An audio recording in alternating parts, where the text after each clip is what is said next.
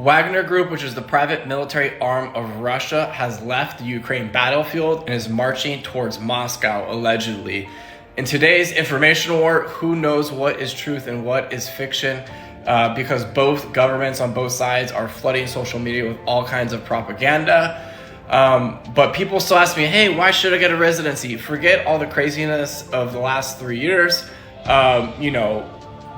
Eastern Europe's already in war. Things are going bad for Russia. They might be in the beginning of a civil war. And, these things are going to spread to Europe and affect people living in Europe. And a lot of people have normalcy bias where they don't think it can happen to them and that it's not going to affect them.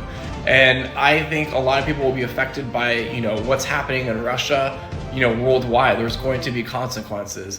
So I highly recommend, people get residencies abroad, get businesses, get money in different countries, because one day you might have to wake up and, catch a flight out. Like, for instance, right now, all flights are sold out of Moscow because everyone's trying to get out of town.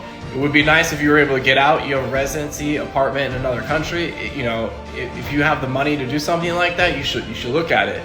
You can't wait to buy insurance once your house is on fire. So if you're interested, in getting residency, follow me, the Bitcoin Capitalist. I have a link in the bio. Also, hey, if you have to leave your country in a hurry and you got $1 million in Bitcoin, your $1 million in Bitcoin is worth $1 million anywhere you go.